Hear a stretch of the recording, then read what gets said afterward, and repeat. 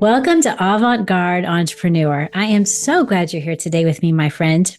Today, we are meeting Robb Munger, the founder of Exodus Place. It's a transitional housing for men who are experiencing homelessness. Robb is rewriting the narrative, showing that homelessness can be cured, not just treated. And the reason why I wanted to have him on the show is because, like many of you, he is dealing with heavy duty systemic issues and is working to cure them, not just put a Band-Aid on them. And like you, there is no playbook, no guide or set of instructions. Robb has pretty much figured this out as he went.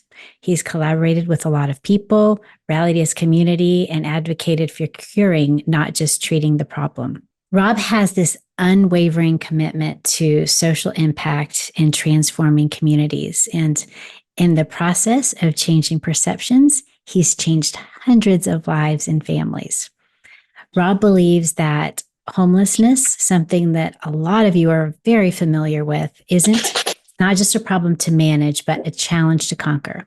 And he's here to share his journey, his insights, and his vision for a world where homelessness isn't just managed, it's eradicated. Robb, thank you so much for being here with us today.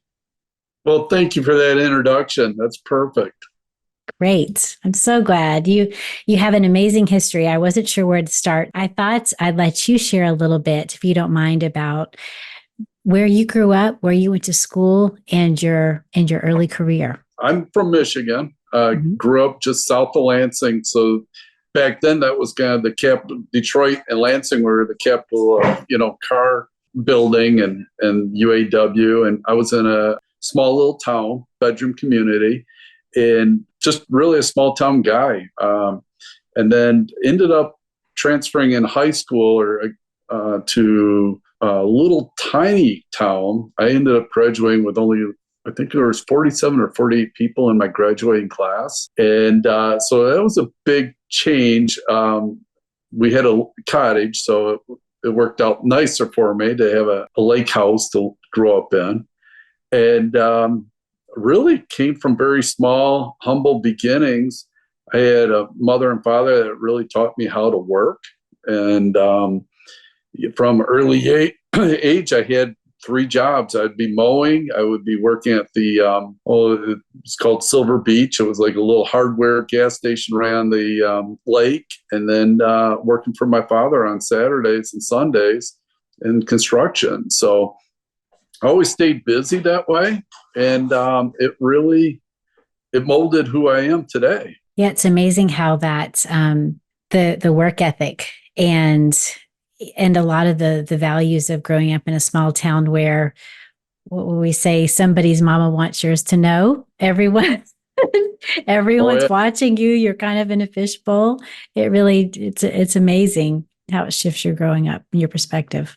Very true. Yeah. I remember my parents saying, don't do that. Don't do bad stuff, because everybody in the town knew us. And my father it was like 3rd generation. It was called Munger's Hardware. I couldn't get away with anything as a kid. So how did you, I don't want to say escape, how did you get out of the small town, or did you get out of the small town? Well, I did. I knew I wasn't destined for the small town. My parents had showed me enough other stuff that I was like, I wasn't going to end up there. And so I ended up going into the military, went to a military college in Alabama, got my commission in the Army, field artillery. My real passion all my life, though, was business. So even though I really enjoyed the military, I liked the structure. I knew I needed the structure. At that time in my life, I figured if I went to the regular college, I'd be partying. And as an entrepreneur, you kind of have ADHD and you just don't, at least for me, I enjoy doing different things, and I don't enjoy sitting in a classroom all the time. So I just knew I was going to have to go a different path to be successful in life. How I ended up in Grand Rapids is, it's funny. In college, my accounting professor, I struggled in accounting. I like finance, but accounting, it's funny. It's kind of like brain surgery versus heart surgery. It's just slightly different. But the professor says, Munger, you need to marry a gal that's an accountant because you're going to fail. I understand you're going to be good in business, but you need to. So I ended up marrying a CPA, and she got a nice job offer with back then it was the big 8. Now it's the big 4. And Grand Rapids was an option, or Detroit. And so we liked Grand Rapids area because it's on the west side by Lake Michigan. So that's how I ended up in the big city. It was really following my wife. So you were an entrepreneur. What was I want to talk about Exodus Place, but what was your role before Exodus Place came around? Well, I started in real estate investment at 17. My father had to sign a power of attorney. So you can't, as a minor, own real estate. Then went into the military, got out of college, ended up, I thought I wanted to be a commercial real estate broker. And I was 23 at the time, and it didn't matter that I was an Army officer. I proven myself that I could be responsible. Everybody considered me a kid, and then I wasn't from the area. So I ended up going into residential real estate as a salesperson for a builder, sold all of his product, and then realized that without any product, I wasn't going to make any more money, and he wasn't building fast enough back in the 80s.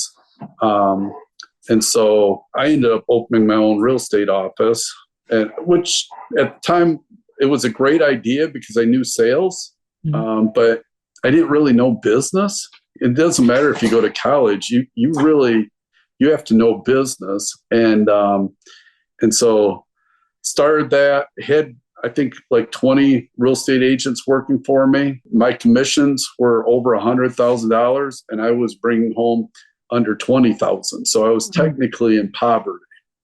And previous to that, in college, I was doing real estate deals and making considerably more money with no agents in college. And so found a good consultant coach, and he ended up downsizing my whole business. I downsized my office, and ended up just with 3 salespeople, focused on my sales, and I increased my income it was right around $200,000, and that was in the early 90s. Wow. And you were young. I was young, and it was, coming from a small town and not really and working 3 jobs and not really having a lot of money to having a lot of money relatively young. It really, it's rewarding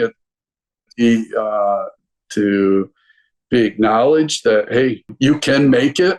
And so I just kept growing, and I ended up going into real estate development. So I've developed about 2,000 residential lots. I was flipping houses back in the 90s when that wasn't on TV. And then right now I own quite a few commercial properties, couple self-storage facilities, getting ready to launch townhouse community, and then also just acquired another project, 44 units that are getting converted from apartments back to condos, and then we're selling those. So still very active in that. I like it. But Exodus, I ended up stopping and talking to a homeless guy. His name was Tim McCann. And that changed my life 15 years ago. All right. So tell us more. And at the time, it's kind of strange because it was in Michigan. We have these gray, nasty, cold days. And he was out on a cold day, and it's raining, drizzle, and it was a Saturday, and I pulled over and stopped and said, your sign says you'll work for food. Well, in October, we're always trying to clean up construction projects because we have a winter here, not like Florida. Your winter's much different. And so I like to hire people to just kind of clean up my subdivisions and make sure my projects are clean. So when spring comes, it's, we're ahead of the game. And so anyway, I ended up telling the guy, I said, Tim, if you're here on Monday, I will pick you up and put you to work. And this was a Saturday. And I tell people, I said, swear to God, I said, on Sunday when I'm in church, I was praying to God he wasn't going to be there. Because I feel really committed to people when I tell them I'm going to do something. And got there, he was there, put him to work. And at that time, Tricia, I thought I was going to be the white savior. I was a white knight. And hey, I'm doing well financially. I can put him to work. I'm helping. So I'm thinking, hey, I'm this great guy. And what ended up happening is once I started hearing his story, I realized I could have ended up just like him. He just had some bad things happen to him in his life. And with that, it just spiraled. He was smoking pot. He got caught. He got arrested. Well, once you get a felony, then you just kind of start going down the wrong path. So it opened my eyes, not what I could do for people, but kind of what's happened in my life. I was in military school. I got good grades. Once I got to the college, I had to do 2 years at a public college after the military school. And I graduated with a C-. So I wasn't the best student. And I thought, boy, if I had gone backwards a little bit more, I would have ended up, I don't think I would have ended up like Tim, because that wasn't my desire. But all of our lives can really drastically change. Anyway, it went from that. He worked for me about 6 weeks. He started drinking. I got him to a rescue mission. I thought I did my good deed. I thought, hey, I was on a journey with God, and that was what I was supposed to do. He called me and says, hey, I need a mentor. 2 days later, says, hey, I need a mentor. And I said, oh, that's a great idea. I thought he was just telling me what the rescue mission was directing. I'm a little slow. And so he goes, well, no, I want you as my mentor. And I'm like, I don't want to go to a rescue mission. I mean, my wife and I are going to Ritz-Carltons, we're going on cruises with our kids, going out to Vail, Keystone, Beaver Creek. Just a 180 from what I was doing. I like donating, and I would tell nonprofits, I'll give you money, but don't ever make me go to the nonprofit, because I didn't want to get involved in that stuff. And so I really was on the opposite side of the tracks. I ended up mentoring him, and then after a while, the board asked me to be as a director they asked me like 5 times. I turned them all down, and then they invited me to a lunch, heard a testimony, and I said, yep, I'll be on it. And that went from that to helping with a long-term strategic plan. And then all of a sudden, the executive director resigned because they had financial problems, which for me was stupid that I was even on the board without looking at their financials beforehand. But that's how inexperienced I was. I was getting into my car to leave after our meeting, and 3 board members came up to me and they said, hey, do you know who should run this place? Who we think should run this place? And I said, I have no idea. And like I said, I'm a little slow. They go, we think you should. I'm like, that's way. Anyway, I ended up running the rescue mission, turned it around. It was a pretty heroic turnaround because we were set to have the power shut off. We didn't have money for payroll, and increased the P&L by 6,400%. And the revenue number there was a little over $1 million. So, I mean, it's not like at 6,400% at, 50,000, it was $1 million. Yeah. And I had what's called now Exodus Place. I ended up working with a real estate broker and with a large corporation that was going to donate this building that Exodus Place is housed in right now to the rescue mission. And the rescue mission said, hey, it needs to be completely redone. It's 38,000 square feet. You just got outside of the fire into the frying pan. We can't just hop back into the fire. So why don't you just stay? You can keep running it. You can keep doing your real estate and financial matter, investing and stuff. And, we're good. And I'm like, hey, if this building could actually start curing the homeless situation, start giving them housing. Whereas a rescue mission is great because it is what it means. It's like an emergency room. So rescue is, hey, you're on the street, you have no place to go, you don't have any food, you don't have any money, you don't have a place to sleep, hygiene, everything. And I didn't see, with my background with working, I didn't see that as a good place for me. And so I ended up resigning. So I was only there 9 months. And within a couple weeks, I went out to dinner with my wife and I had a God moment. It's, finance guy, Army officer. And here all of a sudden, I felt the Holy Spirit hit me. And I'm not a kumbaya guy at all.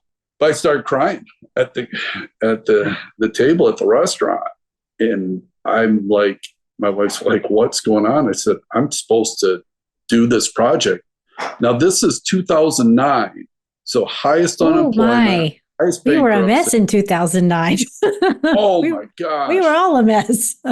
Yeah, no line of credits. My banks had, pulled all the lines of credit. 2 of my banks went under that I was working with.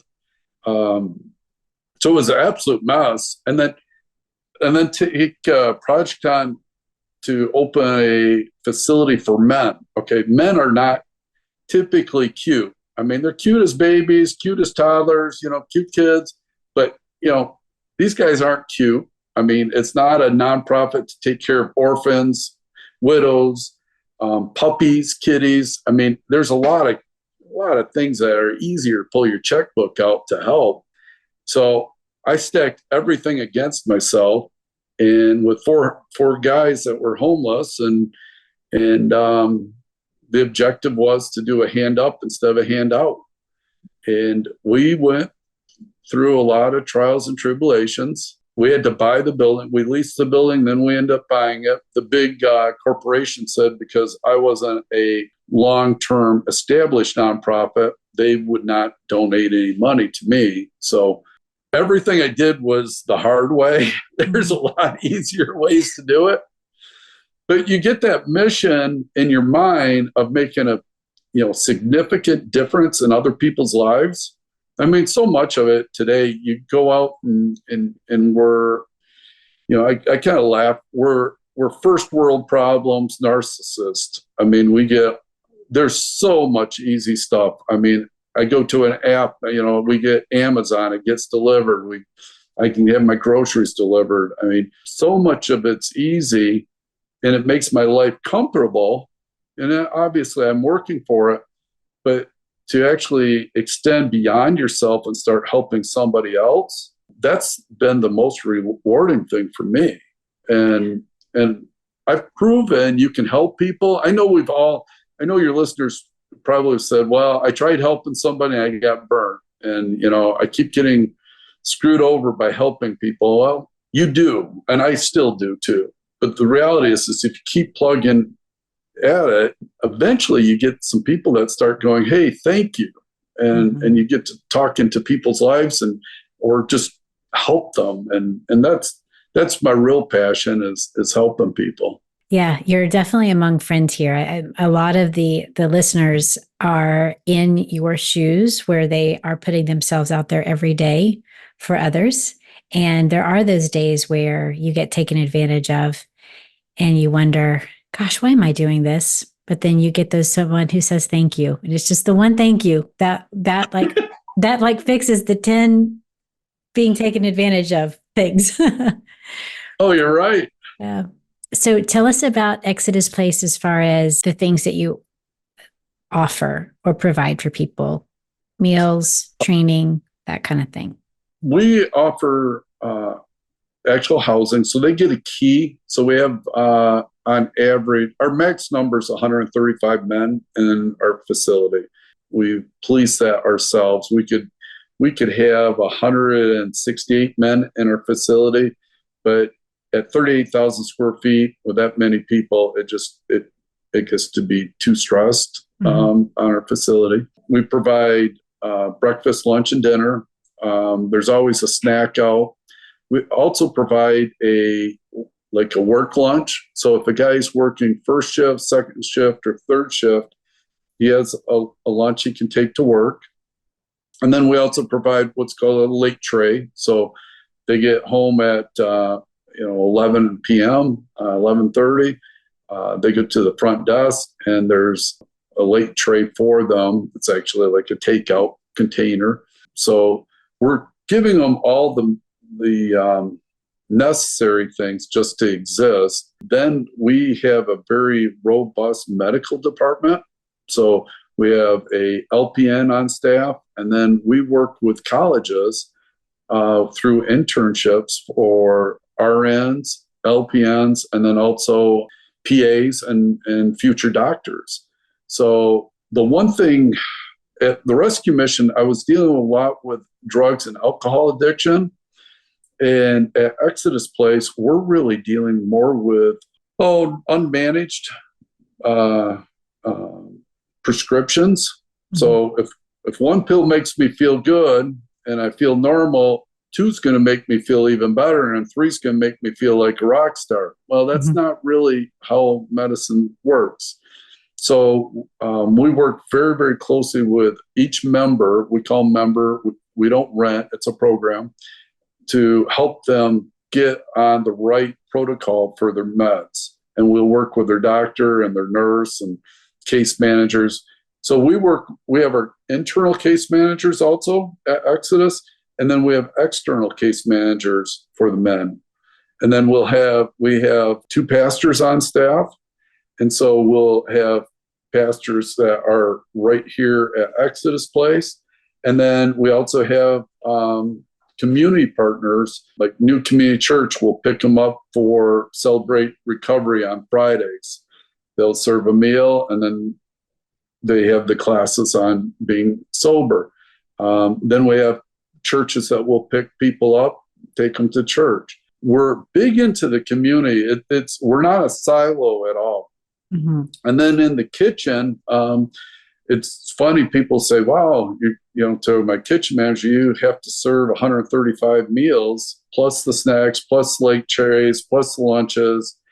And he goes, "Yep, you're right." And then I'll say, "Well, on top of it, a big part of our organization is we get about 16 to 20,000 pounds of food each month.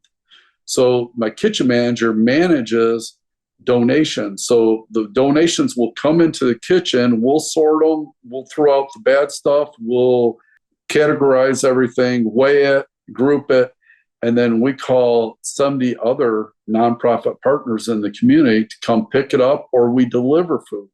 Because like a small neighborhood nonprofit that's trying to just help like a local block or a small church, they don't have the resources to handle all the food and the staffing. So we handle all that also. So we're amazing. Very robust. Yeah. And then you also offer some skills or life training as well. Can you talk a little bit about that? My perception coming from, I'm not a pastor, I'm not a police officer, I'm not a parole officer, I'm no background in this stuff. My thoughts was, hey, the guys are going to need GEDs, graduate from high school.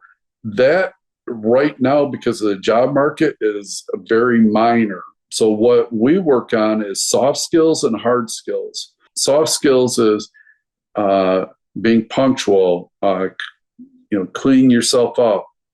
So showers, brush your teeth, comb your hair, proper clothing. So we have a clothing department. We have a person that runs that department. And so we're helping them there. And then on the hard skills, we actually work with community partners, whether it's Goodwill or local manufacturers, that will work with our HR department to actually get the men the skills at that plant. And they understand that with the type of guy, their situation background, we have a pretty good linear plan on what we're going to do with that man so that he becomes a good employee Mhm. So if let's say one of our members goes to work, has a bad day, something happens, they can come back and talk to a case manager, one of the other men in the program. So we have a real good mentoring program that way. And that's been very successful. And then we have computer classes, and the computer classes are different. It's funny, when we started, fax machines were still pretty prevalent. Wow. Yeah. Yes. Yep. I can see that. Yeah. Well, and then a guy gets out of prison that's been in prison for 10 years. Well, there was no smartphones. Apple's relatively new, really. And so they'd come out and they'd say, hey, I'd like to call my mom. And you'd hand them your iPhone, and, a case manager would do it. And they would look at it. They didn't know what to do. So we teach how to use iPhones, tablets, how to go online for jobs. That's the other thing is there was a big push for resumes. Well, now there's that training. I've been offered money for grant money to do resumes, and there's really no purpose of a resume anymore. I mean, it's really a summary of their work history, but it's not like when I got out of college. You had to make sure you had the correct paper. It had to be typeset. Space. Exactly. Yes. And you couldn't do it yourself. I mean, I'm really dating myself, but no, it was very hard to do. Yeah. Yep. And so the skills change, and that's where, as an entrepreneur, I think that's what's helped me run Exodus. Is you have to be very pliable and be able to move around and not be so rigid that you can't make adjustments. So we have an international audience, and I have a couple questions that I would love for you to answer so that we can all see the interconnectedness. So the first one is there anything so people outside of the US might say, well, you're in the US. Seriously, you're in the land of opportunity. How can you have homelessness? How can this be even an issue? Or how is your homelessness the same as mine in my country? So first of all, is there anything that's unique about Michigan or the community that you live in that makes it especially sensitive economically? Are there any unique challenges in your community that make it maybe different than, let's say, Tampa or Denver? There really isn't. West Michigan, we have a number of billionaire families in our community. The help wanted posters are significant and around. If you want a job, you can have a job. So it's the homeless culture that's allowed. So whether it's Michigan, Tampa, Singapore, it really doesn't matter with the individual. What I found, and this is really my secret sauce at Exodus and really in my career right now, is culture. With 135 men in our facility, we haven't had a physical altercation, skin to skin with somebody in about 2 years. Wow, that's amazing. And that you think about it, I have guys with PTSD, bipolar, schizophrenic, coming out of prison, coming out of jail, coming right off the street as far as they're camping outside. Their human behaviors are rather rough. And I created a structure and a culture is, okay, we're going to be first to introduce ourselves to people that are coming in. That way whether it's in the United States or I was just in Carousel and in Cozumel just recently too. And the door people, they greeted me with a smile and they said hello, especially Carousel. They were just very, very warm and that's what I do at Exodus. At first, the guy said, "Why are you making us do this? This is Robb's rules." I said, really, it's a society rule. So it doesn't matter where somebody lives. These are items that they can be utilized anywhere in the world. And you have to get past yourself of being nervous Because even me, I mean, somebody walks in, they're a stranger, and I'm like, I don't know. I don't know about you, but a lot of times I feel like I'm on stage. So, I mean, you get stage fright, but I'll put my hand out and I say, hey, my name's Robb Munger. How can I help you? And by me showing that example, it started showing the men that were once homeless or in jail or prison that, hey, you can do this. And once you start getting past the fear, and unfortunately, people see fear as pain too many times. And you get past that, and all of a sudden they go, boy, life's going a lot easier. And so, Grand Rapids isn't any different than Tampa or Denver. It really isn't. It's just that culture, that desire to say, hey, we're not going to fight. We're going to minimize any cussing and swearing. We're going to be looking at executing. I mean, they laugh at me a lot. They go, hey, you keep telling us if we're not executing and moving forward, you're going to hear from you. And I do. I tell them, you got to get your butt moving, man. You get one job. I have guys that have 3 jobs now at Exodus. I set that culture there, and that's what anybody throughout this world can start saying, hey, let's set a culture for success. We're talking about the setting a culture for success. Are there common themes among the men that I would say lies that they tell themselves or limiting beliefs that they believe or things that have been told to them? Are there common threads that you see through the men that you could share with us without sharing anything too personal? Oh, the number one theme is they can handle punishment much better than compliments. If I really want to mess with a person or, really throw them for a loop, I give them a bunch of compliments. We have a point store at Exodus, and it's based off the book Whale Done, and WHALE. And it's how do you train a killer whale? You don't hit them with a bat. You have to feed them a sardine or a fish.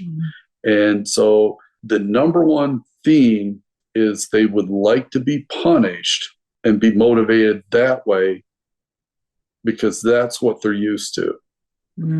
If you give them a compliment, all of a sudden they're starting to be in an area where they haven't been before, because let's say childhood or prison or jail or just being homeless, they don't see themselves successful. Transfers to, I just had meetings yesterday with a couple leaders in a community, and they're hitting their limiting belief.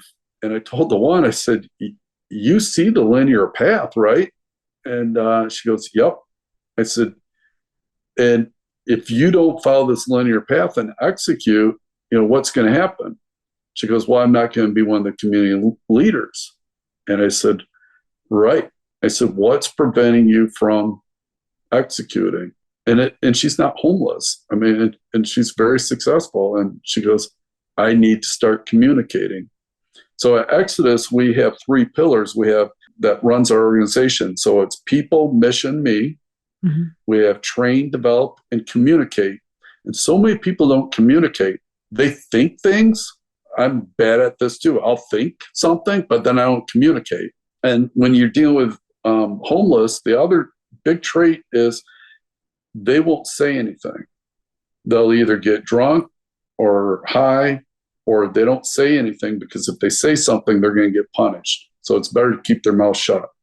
So when I get them, and they're grown men, they prefer not to say anything, because if they say something and I don't like it, they're worried I'm going to kick them out or something bad's going to happen. So that's the other thing, is they don't want to communicate. And then the last one is love, compassion, and accountability. We all like that love. We like the compassion. We get the presents and the, special treats and different things. And then the accountability, and to wrap that in with all the men, where I start teaching them, you can have love, you can have compassion, but on accountability is you need to be accountable for your actions. Me being friends with you, that doesn't mean you can have smoke drugs in our building or drink in our building. There's accountability. and I'm running the organization. So my accountability is I need to make sure the power's on, it's clean, there's water on, and there's food. That's my accountability to them. And so we talked about that, and there's some disconnects, but eventually they start understanding, oh, I need to communicate. Just because they tell you something bad, they could break something. Let's say a tool. We had a power washer, those are $500. Mm-hmm. They broke one. And they told me, I said, oh, thank you. I said, well, aren't you mad? Well, I'm disappointed it's broken, but did you do it on purpose? No. I said, well, then why would I be mad at you? So that communication, which is, once again, this is a worldwide situation, that if we all communicate more and not make it, I'm a bad person or a good person, we can be more successful. Yeah, that's amazing to think about, especially to think about the, when someone starts to shut down, or when you want to give them a compliment and you see them start to shut down, and how you have to adjust your behavior to bring them along and to continue to teach the other pillars before they can begin to receive the compliment as a good thing. It's really surprising when you watch the men start, they don't know how to act with a compliment. Yeah. It's the same, it's tough seeing them, come in from being homeless, but that's probably a tougher thing is when you see a person that can't even take a compliment and they don't feel worthy. And I guess I see a lot of good in a lot of people first. I don't see the bad. Everybody's good. There's something good about everybody, I believe. And when they come in that way, it's just, that's probably one of the hardest things I see, when they don't even acknowledge that they're a worthy person and a body and a soul, So that's the root then. It's the root is the unworthiness. Interesting. I think that happens with a lot of women too. That's typically, so it's something that's clearly universal, gender neutral. It affects all of us. Well, and I've coached some business women. I go, because they've shared with me, well, I talk up, but you know what they're going to say? They're going to call me the B word. And I go, no, that's not. You need to talk up because it's a legitimate situation. There's, let's say, broken logistics or broken communication or some, planning that wasn't correctly planned or done, or some financial things. Bring that up as a female. That doesn't make you anything. It makes you a person that's trying to do a better job. And instead of getting pigeonholing themselves, well, I don't want to be accused of being, mean, rude, or bossy woman. Well, that's not, at least the people I was working with, that wasn't their mode of operation. They're trying to sincerely make a positive difference. And so all of us need to kind of frame our thoughts on who we are as people. Yeah, we all have gifts. Yeah. Speaking of gifts, I love the way that you use the term membership and members, because I feel like that versus someone who's renting or a tenant or something else, because I feel like it offers them dignity and opportunity and to be a part of something, truly the hand up. How did that concept come about, using the concept of membership versus something else?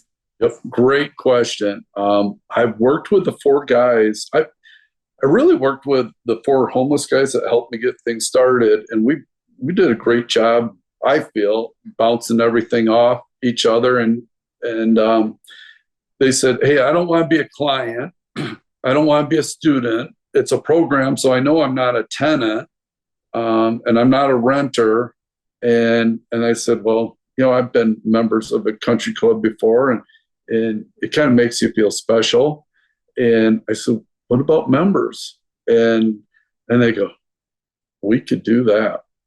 And we talked to also co-owners. And I said, well, here's kind of the legal hat for me came on. I said, well, if we're all co-owners, we're going to get into some issues and removing co-owners if we have bad situations. So we landed on members. I really like that. Really. Obviously, they do too. They do. Yeah. But they call themselves really, I don't go to the point of saying we're a family because we're not biologically. A lot of the guys call, each other a family nucleus because they watch over each other and support each other, which with that membership title, they just feel like they're part of something finally. Yeah. And family is a trigger for the concept of family is tough for some people because they've not had a good experience with their biological family. So even using the word can be a really good thing. And it could be something that feels like it fills the hole in their soul because they finally have one. And then other people, they don't want any part of that. Yeah. You're exactly right. Yeah. So you were a business guy. You had no nonprofit experience, and but other than with the work you did with the rescue mission, which was a lot, amazing to turn it around in such a short period of time. And you have, from what I understand, an incredibly low dropout rate out of people who don't want to be members anymore or can't be members anymore. That's so correct. what are some of the strategies that you implement that have really worked well for keeping people in the program at Exodus Place versus kind of falling away? The one that I've really worked on is there's two. Don't be a victim. A lot of people want a victim mentality. And it took me a few years to really garner that. People want a victim mentality. And when there's a victim mentality, they lose all, in our situation, they lose a lot of power and control of themselves, and they can blame. Also martyring. We teach people, don't, you're doing nice things to help the guys or help, a project, but you're not to a point where you're sacrificing your body, mind, and soul. I mean, we're doing this as a team. So there's a lot of team concept building. And then it's ironic that most of the men that are coming from prison, or a significant amount, think of themselves as a victim. Well, they got in prison because they created a victim. Well, they get in prison and then all of a sudden they become a victim, and then they get out. And with that victim mentality, that loses their ability to choose where they're going in life. And so I really work with vocabulary with our whole staff. Is you choose where you go. If you want to use decides like homicide, pesticide, that's to kill off, suicide. So let's be careful with our verbiage and vocabulary so that we start teaching the men a different way. It's kind of like tomato, but and you can spell ketchup a couple different ways, probably more than two. But by teaching a few people how to do that, and then we keep that core going that way, and really tell them, hey, you're not a victim. We got to get you out of that. And by doing that, our recidivism rate, that's a big word for a lot of people. It was a huge word for me. But that's the re-entry back into jail or prison. When I started Exodus, the number was right around 75% for the state. And they said it was 50, but there was a lot of different studies that, once you added everything up, it was probably close to 75%. I got a recidivism rate down to right about 7% after about 5 years. And this is when... That's amazing. Our first year, give you something in context. I had the police, the fire department, and the ambulance director come to Exodus. Our first year, we had the ambulance come, because they have to bring everybody, at least back then, 400 times in 1 year. Oh, my. Wow. So we were a mess for the community. If anybody, I tell people, if you heard we were an absolute mess for the community, we were. I don't mean to laugh, but it's funny in hindsight now that you've gotten it to where you are. Yeah. Unfortunately, I had really good people around me and good people in the community that coached me, and I was open to the coaching, and we ended up getting our recidivism rate down to just a little over 7% within 5 years. Right now, our recidivism rate is about 1%. So if a guy comes out of prison, he's not going back to jail or prison in at least a year. And so we're making a big social impact in the community by keeping these guys out of prison, because it's in the $40,000 to $50,000 range to house a prisoner in prison. And at Exodus, we have programs where it's $675 per month for a person to stay in our program. So we're about 15% of what the state has to pay to house one of our men. So we're making huge strides to make a positive difference in the community and people's lives. Yes, I would say so. That's incredible. So the recidivism rate is obviously something that's very tangible. It either is or it isn't. Right. One of the questions that we had directly from a listener in Nigeria is, how do you monitor and evaluate? And she means monitor and evaluate along the way so that you know what's working. How do you measure, or what do you measure and how do you measure it?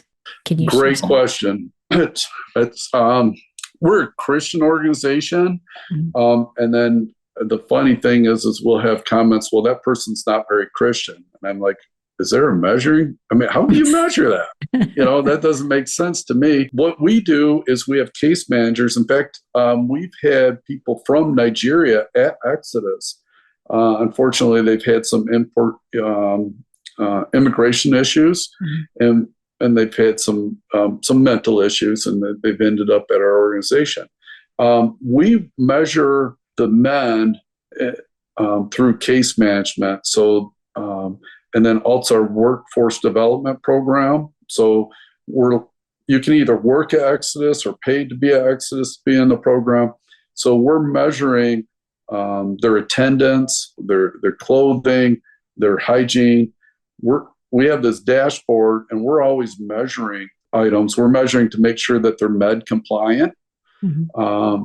As far as the interpersonal, driving down to like a mental cognitive level, it's very hard to do, because we've had people that they've done everything and they're very pleasant. And we've had this just a year ago. Gentleman was super nice, great to get along with, and he stepped in front of a train to kill himself. Humans are very complex. So we're still really measuring the outcomes and then trying to assist in their journey. But that's a great question. Well, thank you for that answer. I'm sure that it's a lot, but obviously what you're doing is working. And so I think kind of the message is, you have a case manager, you document things, you have the things that I don't want to call them little things because they're big things, but combing hair, taking a shower. Those are the little things, like the reason why you're taught to make your bed in the military. Those are the little things that you start your day in a certain way, and they have a compound effect of better things later. Very true. So a lot of the social entrepreneurs, a lot of the listeners, they have programs, and it takes a few tries to get it right, but they finally get the formula down. I've never met anybody, including myself, who's gotten it right the first time. They get the formula down and they think, okay, I think I'm ready to scale this thing and maybe have more locations or be able to offer it to more people or different types of people, another village or something like that. When it comes to scaling, because you have both the business perspective of scaling a business, but now also scaling the work at Exodus Place, what are some of your tips for sustainable growth? Great question. I look at it horizontal and vertical. Okay. So a horizontal would be, let's say, McDonald's or Starbucks. You can grow it out. More vertical, it could be like BlackRock. They have just some major headquarters, or a company that goes vertical and they can control everything. So the first thing is I find out whether or not this could be a horizontal expansion or vertical. What's the best tool and what's the best fit? And then I'm always looking at the scaling. Just because we write a goal down and we can achieve the goal, that doesn't mean we execute to the point where we achieve the ultimate goal. I don't know about you, but I've hit my goals and I go, boy, I hit the goal, but I didn't get the result that I wanted. So I'm always looking at that result in mind. On all my commercial properties, I am looking at location. I'm looking at the staffing, whether it's subcontractors or contractors to build project or renovate a project. So I'm looking at the resources. So I have to look at my assets, and I use what's called an OODA loop. So observe, orientate, decide, and act. And so I'm always looking at that. Can I execute? Can I achieve the ultimate goal? Because if I can't, then I shouldn't go forward with it. And that's where some entrepreneurs, I get called in from bankers and insurance companies to come help some companies at times, and they didn't think everything through, because you have like a lot. I use also a logic tree of if, then that. And a lot of people say, well, that'll never, that'll happen. And I'll say, well, if you do this, then will this happen? Well, no, but it will in my situation. So for scaling, we need to use some logic. Emotion drives us a lot. And especially like I'm dealing with human lives. And so I have to be very, very careful that I really think through things strategically and logically to scale. So like for Exodus Place right now, the capital that it requires to keep building Exodus buildings is significant. So it's kind of like Marriott. Marriott doesn't own hardly any hotels. They're a franchise. Investors own the hotels, they run them, and they get the licensing. So Marriott, even though I think they're the world's largest hotel system, their scale model wasn't to own real estate. Exodus is very similar. Our goal isn't to own all the real estate, it's to plug our system in. So we're putting together an online portal for training and a standard operating procedure. Now, with that, I can scale and I can expand Exodus Place throughout the nation or worldwide. But I can share the information much easier than acquiring real estate and then, keep building it up. And plus, you look at your assets and who you're serving. Like I'm dealing with men. And so, like I said, they're not the cutest, cuddliest things. It's not easy to grab a wallet. If a child needs coloring crayons in kindergarten, they can't afford it. I guarantee you, my wife and I will be pulling out our checkbook or wallet, and we're going to be donating. It's easy. Men, it's not easy, and so we have to look. When I'm scaling, I'm looking at reality. My emotions could say, "Hey, I want to have 100 Exodus places. I want to own all of them." Well, the reality that's not in reality, not in my lifetime. And so it would be better to scale it through training others and sharing. And electronically, I can scale it much quicker. So that's how I look at it. I can see that being very encouraging to the listeners. And I hope it is, because a lot of people are limited. Buying real estate is not even an option for in many countries, or there's like a 99-year lease or something like that. So it's really complicated. So I love the idea of getting your systems in place, because, well, for better or for worse, COVID happened and now we're all connected. And so that we have a lot less limitations around the world to connect electronically. And so I can see that being a virtue when it comes to scaling, is to scale your systems, leave the real estate and the hard assets to someone else. Don't even feel like you've got to take that on. I totally agree. That's and there's tons of opportunity. And in these other countries, I believe with a smartphone and everything else, I think we're going to see geniuses and some really the opportunity. It's not just in the United States. I mean, it's really is worldwide now that they can leverage things up and become very successful. And they might think that they have barriers to entry, but like in the United States, unfortunately, the drug and alcohol use, I think, is much too high, and that impairs people's thinking. So you get somebody, hopefully, let's say from Nigeria, that they can't go to the party store and get the alcohol, or hopefully it's providing them a little bit cleaner lifestyle than some of the people I see. And so because of that, I think there's just huge opportunities for a lot of people throughout this world. Yeah, I think so too. So you obviously give a lot of yourself between your businesses and then your heart, which when you're giving your heart and sharing your emotions with people and trying not to get too attached to theirs, that's a whole other level of fatigue that happens. How do you recharge? How do you take care of yourself and recalibrate so that you can continue to give? One thing is working out. Mm-hmm. So I work out every day. And then nutrition is huge for me. You won't see me going to McDonald's. So I'm big into nutrition. The other thing is I have a couple mentors. So I have actually a pastor on staff that he's in his 70s. And he's been mentoring me for over 10 years. Mm-hmm. I also have a career business coach that mentors me. And then I am always reading. So you'll always find some type of book that I'm reading. Right now, I'm reading the one, The Big Leap, by, I think it's Gay Henderson. I read Chris Voss's book, Never Split the Difference. Then the other book I really like, and it's a fiction book, but it's The Alchemist. Oh, and it's how, it's amazing. Isn't it just? I love that book.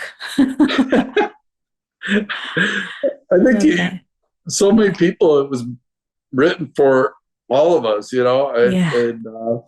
and so I'm constantly doing that so that I'm keeping my mind clear, because I have to make some hard choices and decisions at times. Mm-hmm. And because I'm dealing with some people, whether it's in business, you get people that aren't taking care of themselves, so they have some illogical decision making.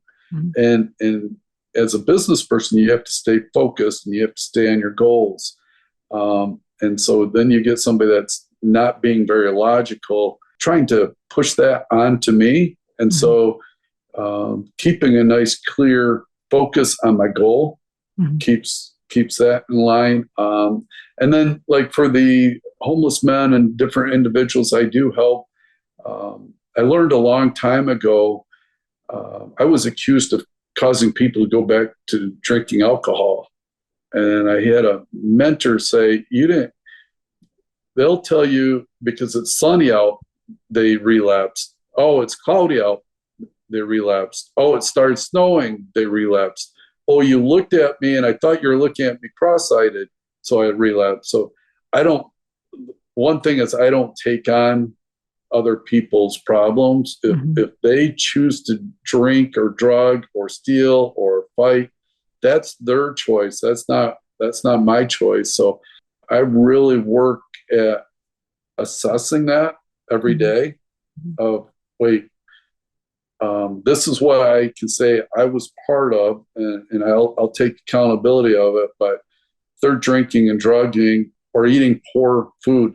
We have the homeless they get a lot of high carbohydrate and sugar items, and because of food deserts, and so they have a choice to get a banana or an apple. They don't have to get the Twinkie or the ho-ho and the 24-ounce Coke, and then they have problems that way. And so I have to just keep focused on what I can control and be super accountable for my actions. At the same time, say, hey, I am not controlling you to drink or drug. That's your choice. That's by far not something I support. I resonate with that so much. It's something I talk with people about is there's a point where you stop and they start. You can go so far and help them so much, but at some point they have to pick up the baton and be responsible for their own selves. And so you said, not be the victim.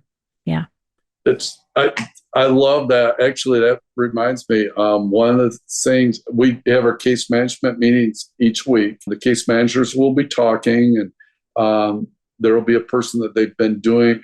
The person stumbled a bunch and it's been having problems. And then all of a sudden, whether it's the case manager, I've done this too. All of a sudden, I'm doing the work for the person and then giving excuses for the person. And when you have all the case managers together, all of a sudden they go, you know what? You want it more than Jimmy Joe or whatever. And they go, oh, no, you got to understand.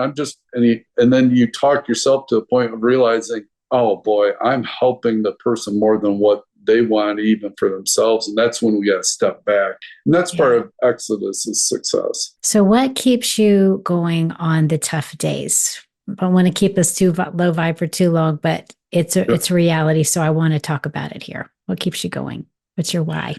My why is I have to play my own game. I had somebody, a funny thing is I'll get a call and say, hey, sorry, I'm going to ruin your day. And I go, you're not going to ruin my day, because I'm not going to give somebody else authority to ruin my day. It's just, there's never a day I'm going to give somebody. I am dealing with some attorneys, and I'm a trustee on a situation. And they go, well, sorry to put the stress on you. And I go, if I put the stress on me, it's me putting the stress on me. It's not you putting the stress. You're just laying out the information. So like on the tough days, Exodus has been great for me, and some business challenges have been great for me. Like for your listeners, when you go through tough times, it stinks when you're going through it, okay? It's kind of like working out and you're pushing for a personal best. It doesn't feel good. It's painful. But the reality is, once you get stronger mentally and physically, you can deal with it. You still feel the pain. Like if I lift 30 pounds, it still feels heavy to me. I can do it easily, but it still feels heavy. I can handle it, and I know I can handle it. And so that's like on my tough days, like when you hear somebody steps in front of the train and you're friends with them, that is a tough situation. But at the same time, my goal is to make a positive difference in people's lives. And as long as I'm running my game and I'm not stressed or anxious or angry or anything else, and somebody's having a problem that day, I can help them. And then also, if I keep my mind about myself and not get into, nobody's going to make a bad day for me. And then I can stay good for others. And then there's times, like we all have a situation, especially like close family, something happens and you go, boy, that hurt. And that does take a pause, and it does work on your back mental. But the thing is if you keep going back to your goal in life is for me, it's always to make a positive difference in people's lives. Every day when I get up, that'll stay there, but it's not gonna be my main thing of my day. My main thing is make a positive difference in people's lives. Yeah, amazing. I love that perspective. It really does give an alternative way to think about the tough days. Yeah, staying in your lane and doing your thing. So before I'm going to ask you one more question after this. How do people find you? What's the best way to connect with you? Two ways. One's exodusplace.org, okay, or robbmunger.com, ROBBMUNGER.com. Okay. I'm honestly getting my Facebook and everything going. I've been so busy just working that I had some good people that coached me. And said, hey, you're making a difference. You ought to be sharing it, and you're being stingy. Actually, it was the pastor said, hey, you're being stingy. And I said, I'm not being stingy. He goes, actually you are. And so getting that other person's perspective really helps shape me. And he's saying it out of love and compassion. Yes, absolutely. Yeah. Well, most all of us are on LinkedIn. So I did find you on LinkedIn. So I'm going to put Perfect. your link in the show notes, as well as the two websites you mentioned, so that people can connect with you. And also know that Robb is a very busy guy. So if you do want to chat with Robb and he doesn't respond, just send me a message on LinkedIn, and I'll make sure that we somehow get things sorted out whenever the time's right for Robb. Perfect. Okay, last question, Robb. What is your biggest vision for Exodus Place? Right now, it's a big vision, but it's not. We owe just shy of $1 million on our building. I'm 59 years old, and for my birthday present, for when I turn 60 this year in February, oh, it'd be next year. I want to pay off the mortgage, so that's my big vision. It's not designing Tesla cars or anything like that, so I know it's smaller. But my big vision is to have Exodus Place debt free, which would help just with the staff, so we have more money Yeah. for staffing and stuff. So that's the ultimate. Oh, that's amazing. What an incredible vision to be debt free and to just have it all outright owned by the kingdom. It's amazing. Well, Robb, thank you so much for your wisdom today and for sharing so much and so authentically with us. It really makes a big difference for people who are in the trenches in other countries, or even in America, but in other cities, to know that there's someone there who's also laboring along and is keeping their head up and keeping a positive attitude and continues to move forward. So thank you for sharing that. And thank you for what you're doing for our world as well, for giving people a hand up and for showing people that transformation is truly possible. Well, thank you, Tricia. You've been awesome. You're welcome.